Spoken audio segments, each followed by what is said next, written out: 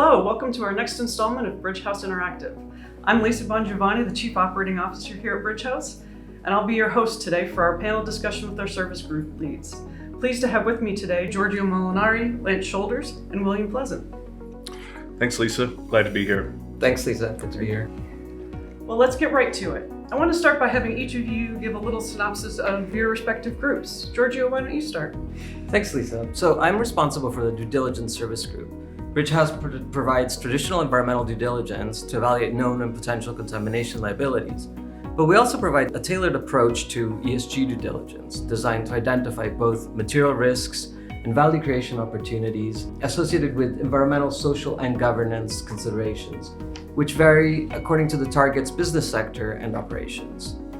ESG due diligence also includes climate risk and carbon emissions. Finally, one unique aspect of Bridge House is that we provide facilities due diligence, such as PCAs. With facilities due diligence, we evaluate the cost of maintaining and replacing building systems related to a physical asset. During facilities due diligence, we can also evaluate a building's relative resiliency to physical climate risk, as well as opportunities to reduce overall energy consumption and costs. Great, thanks, Giorgio. William, how about you go next? Sure, Lisa, thanks. So we provide a range of sustainability and environmental services for operating companies. We generally break these into two tracks of offerings. First, in our compliance and liability track, we provide an array of environmental compliance services, including air, stormwater, wastewater permitting, reporting, along with EHS compliance audits and development of management systems.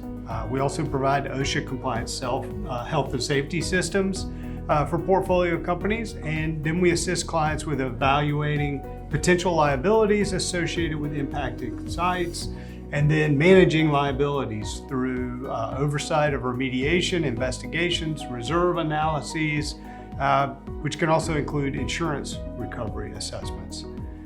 Then on the sustainability and impact side, the second track, Bridge House helps global clients across a variety of sectors.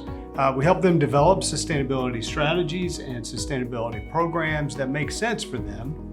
Then we support those clients with program management, annual sustainability reporting, survey responses, and various stakeholder engagement efforts.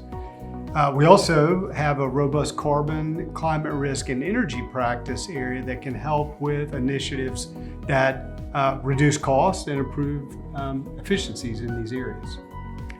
Finally, we routinely help our clients develop and effectively communicate the positive impacts they may be having through our impact opportunity assessment practice. Great, thanks, William. Lance, we'll finish up with you.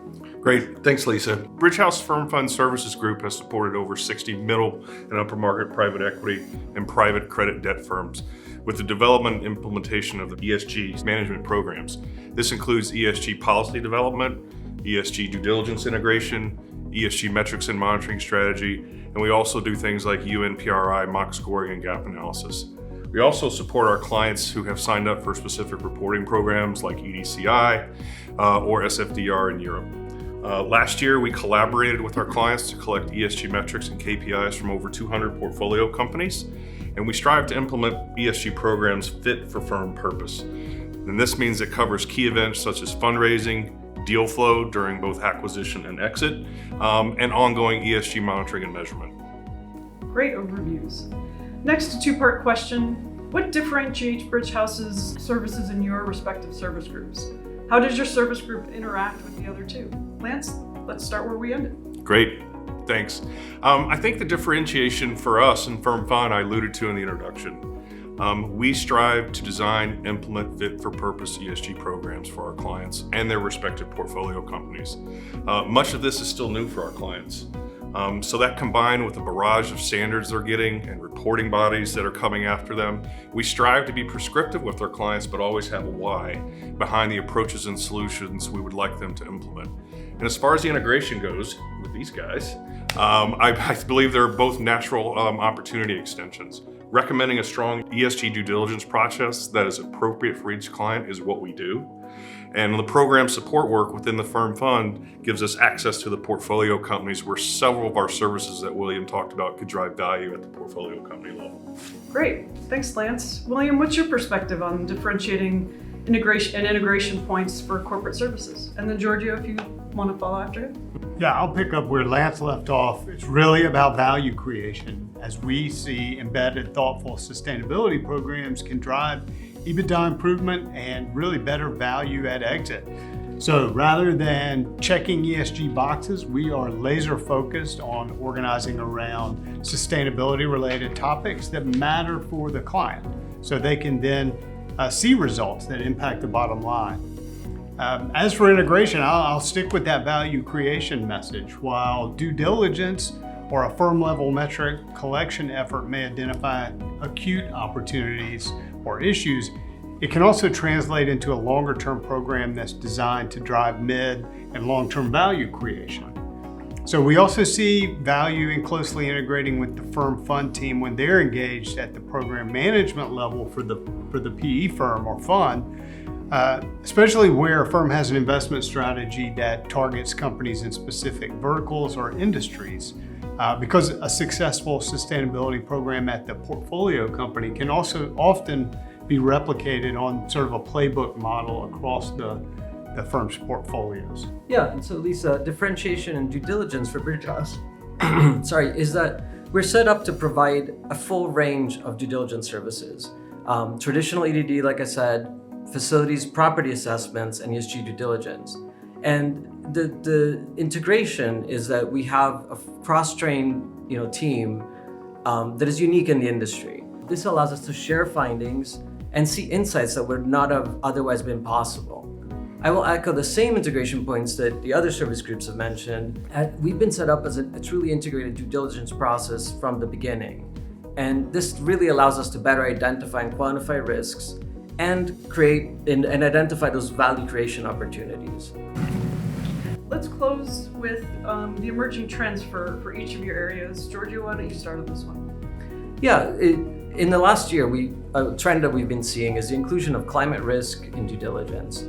So traditionally, this was brought up as a recommendation that was passed on to the portfolio company to pick up after closing. Over the last year especially, we've seen an uptick in including climate risk evaluation during due diligence.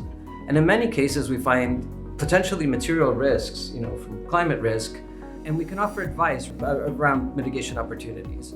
One other trend that we're seeing in this is that as climate risk models improve and become more granular, we're also seeing the cost of running the climate models decrease, which makes it even more valuable to include in due diligence. Once again, I'll reiterate the message of value creation, especially at the portfolio company level.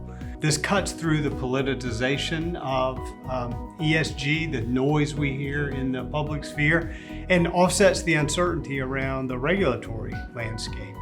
That said, of course, we already see some mandatory reporting requirements that are becoming effective over the next couple of years, and I would expect that to continue. But either way, whether it comes from actual legal requirements or stakeholder demands or from just clear opportunities for business improvement, real sustainability is not going to be optional for most companies. Yeah, I'll just pick up where William left off. If you want easier access to capital, you need to put a program in place beyond just a policy statement.